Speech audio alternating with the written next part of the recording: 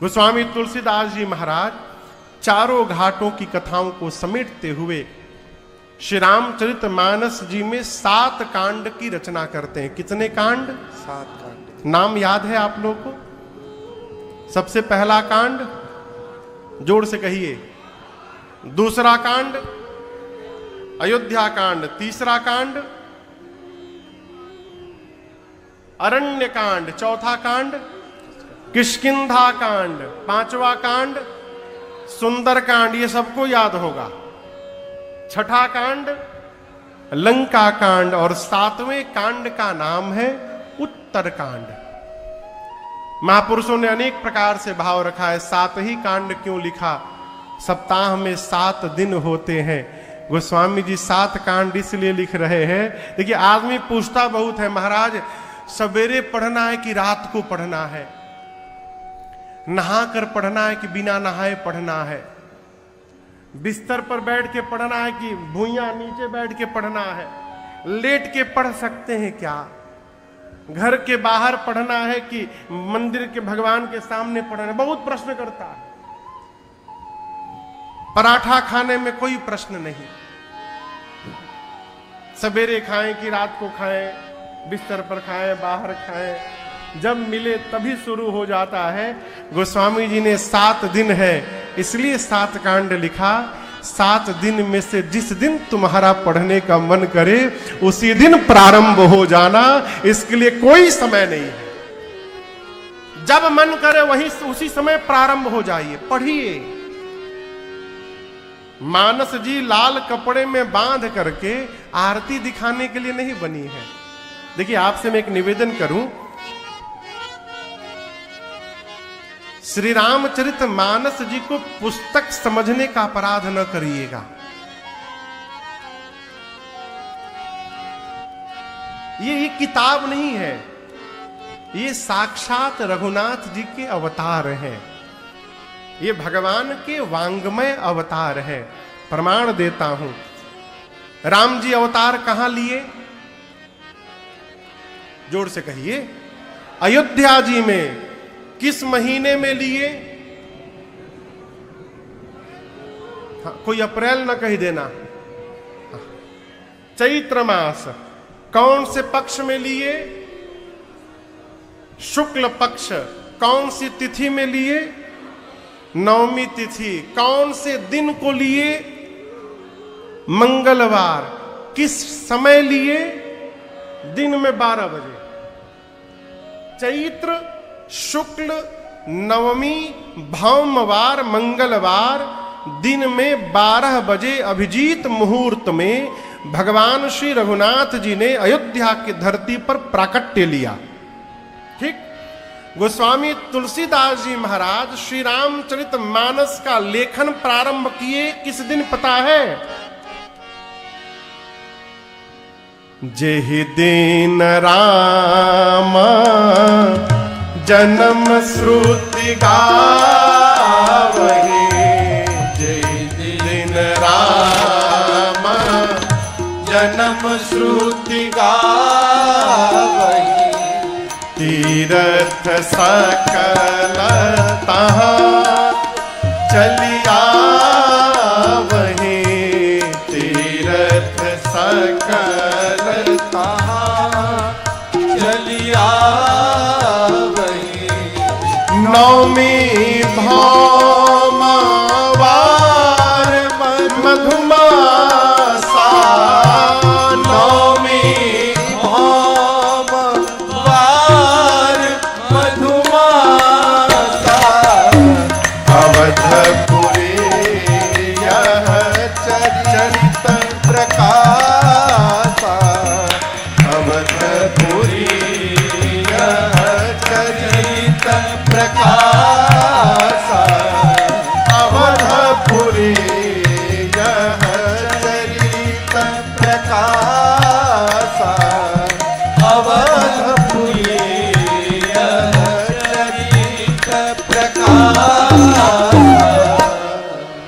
गोस्वामी तुलसीदास जी बालकांड में कहते हैं संवत 1631 1631 ईस्वी नहीं संवत।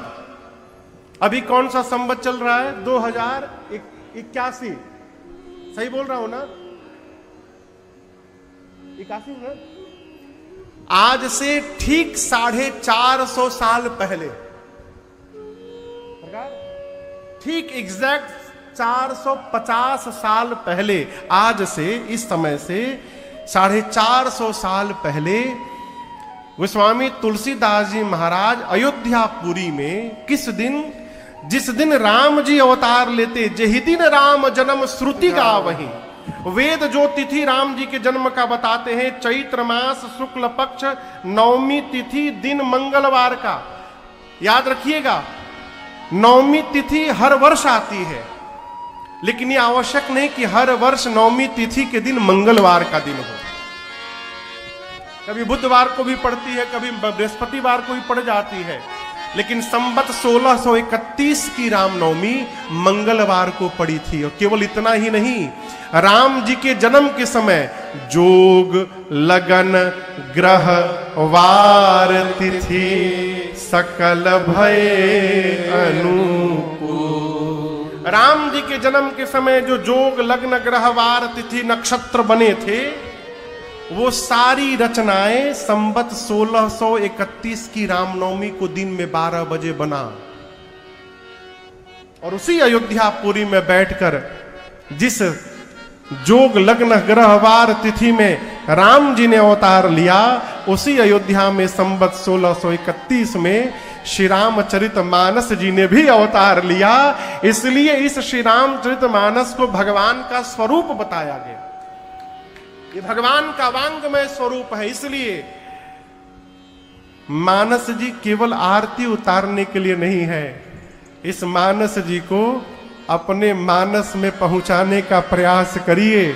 मानस जी जब श्री रामचरित मानस से निकल करके इस मानस में पहुंचेंगी, तब इसका जनमानस पर प्रभाव दिखाई पड़ेगा और समाज पर प्रभाव दिखाई पड़ेगा।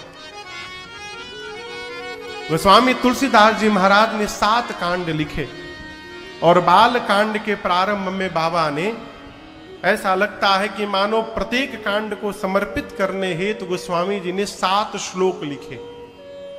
जो आप में से मानस के सुधी पाठक होंगे वो जानते हैं, पहले श्लोक में ही गोस्वामी तुलसीदास जी ने मां सरस्वती और गणपति भगवान को वंदन की। वर्णानामर्थ संघानां रसानां छन्दसामपि मंगलानां च कर्तारो वंदे वाणी विनायको। पूज्यपाद गोस्वामी तुलसीदास जी मानस को प्रारंभ करते वर्ण शब्द से। वर्णानाम अर्थ संघानाम, किस शब्द से? किस शब्द से? वर्ण से। माइक बंद है का? श्री राम। हाँ। किस शब्द से प्रारंभ करते हैं? वर्ण। वर्ण शब्द से। अब पूर्ण किस शब्द पर किए? ते संसार पतंग घोर किरणे दहयन्ति नो मानवा। मानस को प्रारंभ करते वर्ण शब्द पर, अंत करते हैं मानव शब्द पर। क्यों? गोस्वामी तुलसीदास जी कहते हैं, किसी भी वर्ण का जीव हो, ब्राह्मण हो, क्षत्रिय हो, वैश्य हो, सेवक हो, किसी वर्ण का हो, जो भी इस मानस जी को पढ़ करके अपने मानस में उतार लेगा, वही अंत में मानव कहलाने का अधिकारी होगा। ये राम जी की कथा मानवता प्रदान करती है। क्षमा करिएगा, मानव शरीर प्राप्त हो गया तो हम मानव हैं, भ्रम से बाहर रहिएगा। एषाम न विद्या न तपो न दानम ज्ञानम न शीलम न गुणो न धर्मः। कहते हैं ना, ते मर्त्य लोके भूरि भार भूता मनुष्य रूपेण मृगाश्चरन्। जिसके पास न विद्या है, न तप है, न दान है, न शील है, न गुण है, न धर्म है, वो इस धरती पर भार है, मनुष्य के रूप में पशु बन के घूम रहा है। अंतर क्या है? खोपड़ी पर सींग नहीं निकला है, अब पीछे पूंछ नहीं निकला है, बस थोड़ी बात कड़वी है, हम लोग भी पेट के लिए दौड़ते हैं, भोजन के लिए। पशु भी पेट के लिए दौड़ता है ना। हम लोग भी रात को सोते हैं, पशु भी रात को सोता है। कुछ मामलों में पशु हमसे श्रेष्ठ है। पशु अपना ऋतु आने पर, समय आने पर सांसारिक भोग में प्रवेश करता है, मनुष्य दिन रात लगा रहता है। यदि हम भी वही कर रहे हैं जो एक पशु करता है, एकांत में सोचिएगा हमारे में और उसमें अंतर क्या है।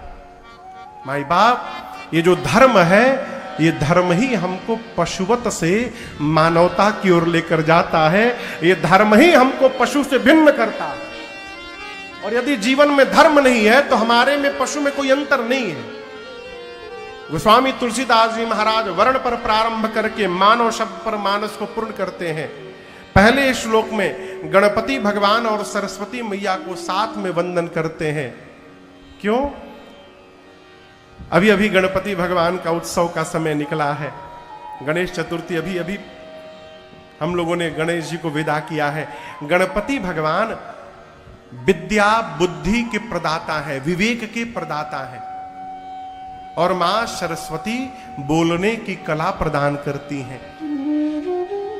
बोलने का ढंग आ जाए और विवेक ना हो तो मनुष्य अटपटा बोल जाए।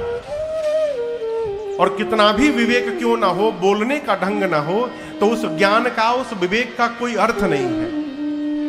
गोस्वामी जी ने एक साथ मां सरस्वती और गणपति को वंदन किया। क्यों?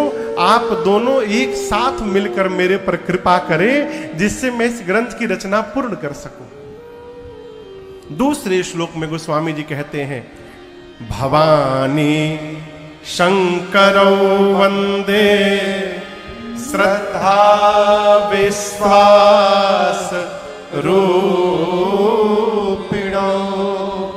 याभ्याम विना न पश्यन्ति सिद्धः स्वान्तः समीश्वर। दूसरे श्लोक में पूज्यपाद गोस्वामी तुलसीदास जी ने एक ही साथ मां पार्वती और भगवान शंकर को वंदन किया। क्यों? मां पार्वती श्रद्धा है और भगवान शंकर विश्वास है। निवेदन करूं आपसे, भगवान शंकर श्री रामचरितमानस के प्रथम आचार्य हैं। श्री रामचरितमानस के प्रथम आचार्य कौन है? भगवान शंकर। और मां पार्वती के ही कृपा से भगवान शंकर के मुख से इस राम कथा गंगा का प्रवाह हुआ, और जिसका लाभ आज भिलवाड़ा में बैठकर हम और आप उठा रहे हैं, ये मां भवानी की कृपा करुणा प्रसादी का परिणाम है। यदि मां पार्वती इस कथा को न पूछी होती तो न आज राजन बैठकर आपको सुना पाता और न आप बैठकर के यहां पर कथा को सुन पाते। गोस्वामी तुलसीदास जी ने मां और भगवान शंकर को वंदन किया। क्यों?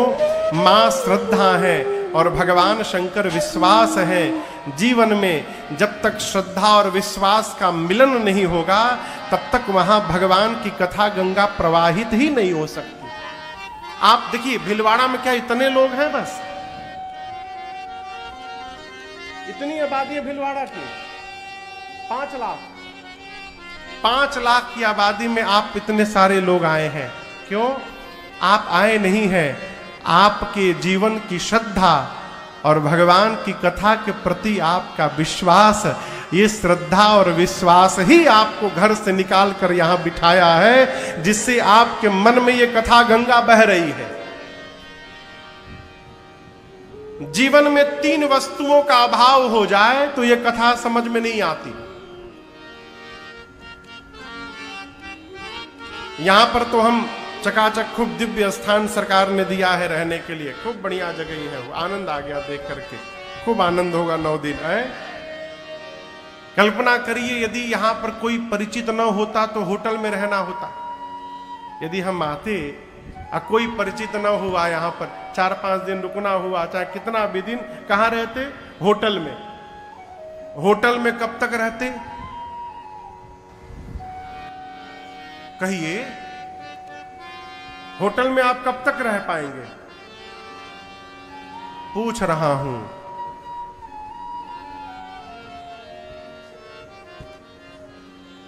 जब तक पास में रुपया है, दमड़ी है, तब तक होटल में रहिएगा। जिस दिन पैसा खत्म, कल तक जो सलाम ठोकता था वही सामान लेकर बाहर फेंकेगा। गोस्वामी तुलसीदास जी कहते हैं ये जो रुपया है ना, इसको संबल कहते हैं। जे श्रद्धा संबल रहिता,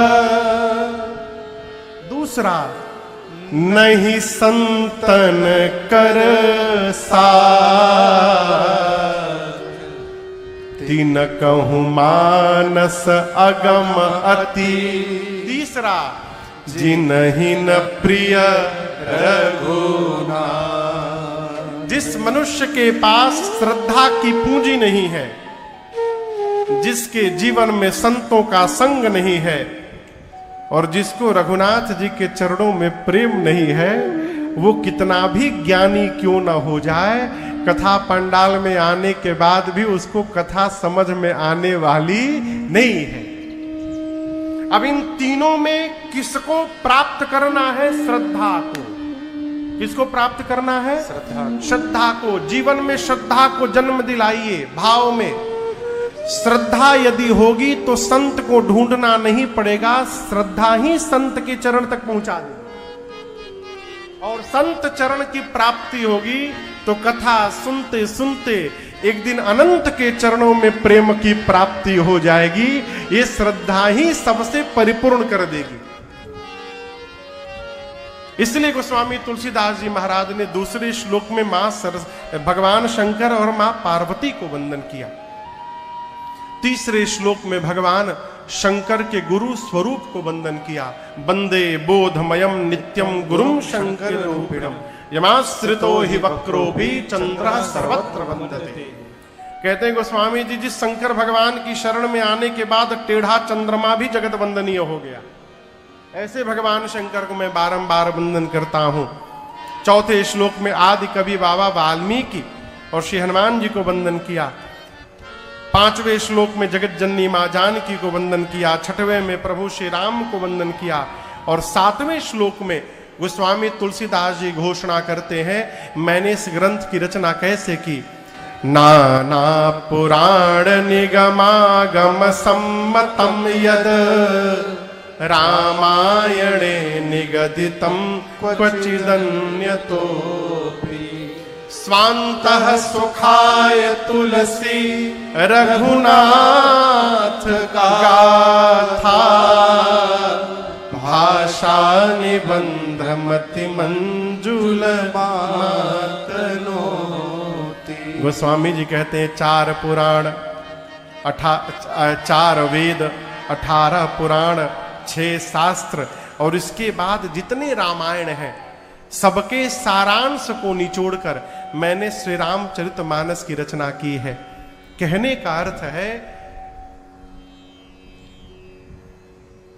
देखिए यहां पर एक से एक अद्भुत विद्वत संत चरण यहां पर विराजमान है। आप में से भी कई विद्वान यहां बैठकर कथा श्रवण कर रहे होंगे।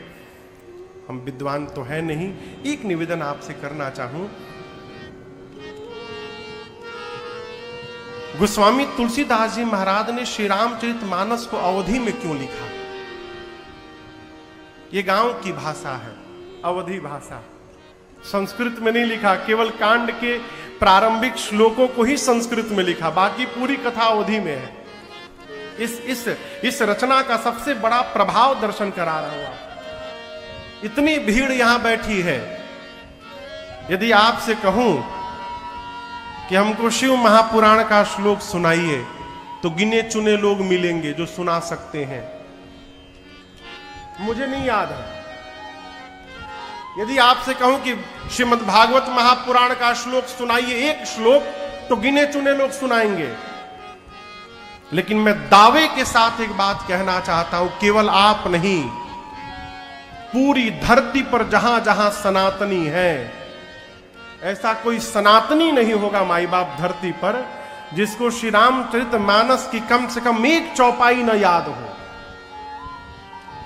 एक चौपाई कुछ नहीं गाएगा तो ये जरूर गाएगा, ए जी मंगल भावनाय अमंगल हारे, मंगल भावनाय अमंगल हारे, प्रभु सुदशरथ अजिर बिहारी, प्रभु सुदशरथ अजिर बिहारी, प्रभु सुदशरथ अजिर बिहारी। ये चौपाई कितने लोग को याद है पंडाल में? सबको याद है। और एक आनंद की बात बताऊं, ये तो चौपाई थी, श्री रामचरितमानस का एक दोहा कितने लोग को याद है? कम से कम एक दोहा।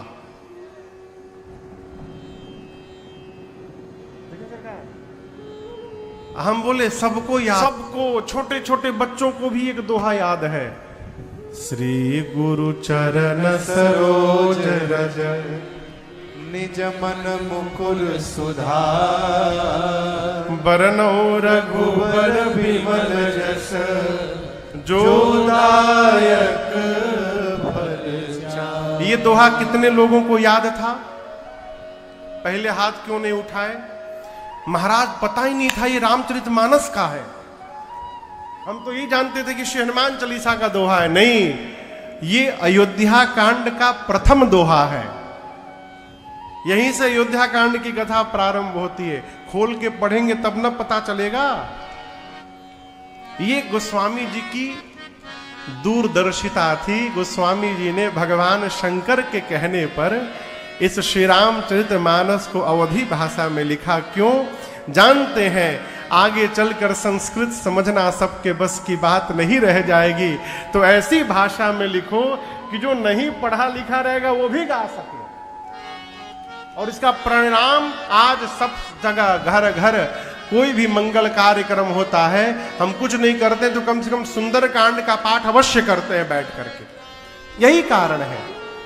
गोस्वामी तुलसीदास जी कहते हैं 4 वेद, 18 पुराण, 6 शास्त्र, इसके बाद रामायणे निगतितम क्वचिदन्यतोपि।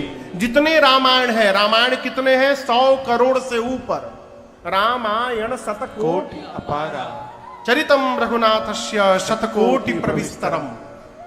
100 करोड़ से अधिक रामायण है। आप कहोगे महाराज ये कैसे संभव हो गया?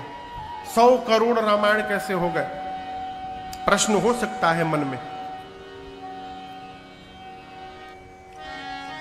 2-3 हजार लोग होंगे सरकार आज, ज्यादा होंगे, जो भी मान लीजिए, 5000 मान लीजिए।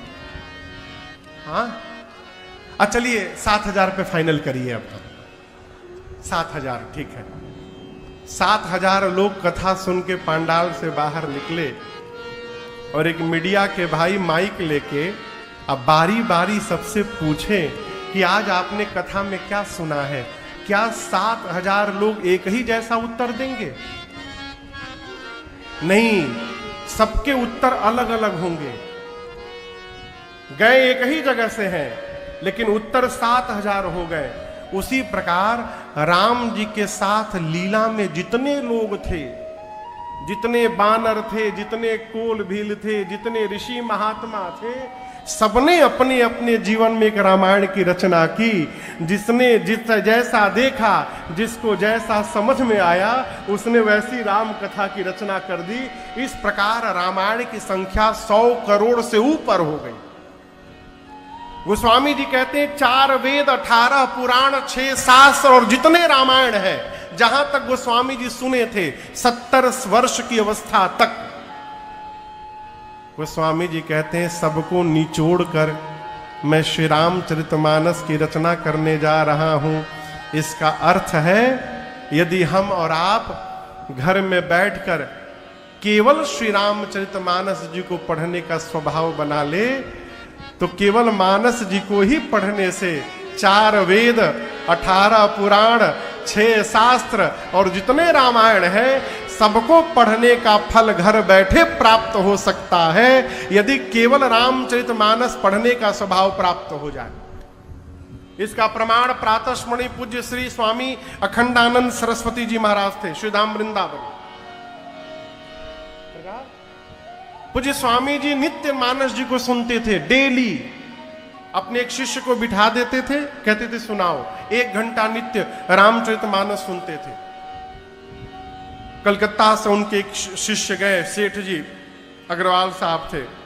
एक दिन उन्होंने पूछा अग्रवाल जी ने कि स्वामी जी आप तो परम वेदांती हैं, ज्ञानी हैं, कभी भागवत सुन लेते, कभी गीता सुनते, कभी पुराण सुनते, रोज रामचरितमानस सुनते हैं। स्वामी जी बोले इधर आओ, पास बिठाकर पूछे तुम्हारे प्रश्न का उत्तर बाद में दूंगा, पहले मैं पूछता हूं उसका उत्तर दो। तुम्हारे सामने 4 प्लेट रखा हो, एक में आम हो, एक में सेव हो, एक में अंगूर हो, एक में अनार हो, और 5वां प्लेट नहीं 5वां जग है, उसमें आम का, सेव का, अंगूर का, अनार का रस निकाल करके मिला करके रखा हो। अब तुमसे यदि कहा जाए कि किसी एक को उठाना है 5 में से, किसको उठाओगे? अग्रवाल जी तुरंत बोले गुरुजी हम तो जग उठाएंगे। पूछे क्यों जग उठाओगे? तो बोले जग उठाऊंगा गुरुजी तो उसमें आम का भी स्वाद मिलेगा, सेव का भी मिलेगा, अंगूर का भी मिलेगा और अनार का भी मिलेगा। गुरुजी बोले वही बेटा मैं भी कर रहा हूं, मैं भी जग लेकर ही बैठा हूं रामचरितमानस जी को, इसी में सभी ग्रंथों का रस गोस्वामी जी ने भर दिया। नाना पुराण निगमागम सम्मतम यद रामायणे निगदितम क्वचिदन्यतो स्वान्तः सुखाय तुलसी रघुनाथ गाथा भाषा निबंध मति मंजूल मातनो। इस प्रकार गोस्वामी जी ने 7 श्लोक की रचना की। इसके बाद पंचदेव उपासना में 5 सोरठे लिखे, फिर गुरु चरण रज की वंदना से कथा को प्रारंभ किए।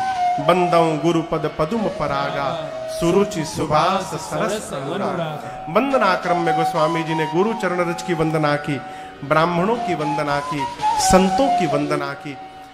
गोस्वामी जी ने तो दुष्टों की भी वंदना की।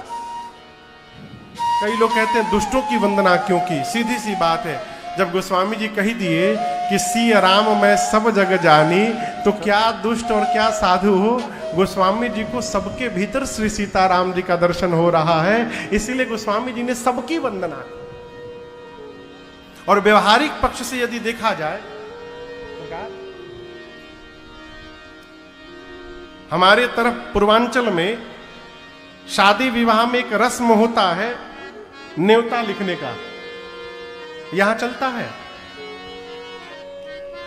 जो लोग भेंट देते हैं, लिफाफा देते हैं, सामान देते हैं, तो उसको डायरी में नोट किया जाता है, अमुक यहां होता है। तो हमारे तरफ क्या होता है ना कि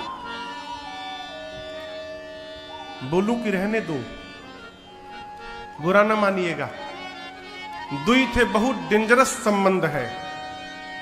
एक संबंध का नाम है जीजा और दूसरे का नाम है भूतपूर्व जीजा, वर्तमान के फूफा। और कोई रूठे चाहे ना रूठे, ये 2 लोग जरूर रूठते हैं किसी कार्यक्रम में। तो जो बुद्धिमान आदमी होता है ना, इन्हीं दोनों में से किसी एक को न्योता लिखने का काम सौंप देता है।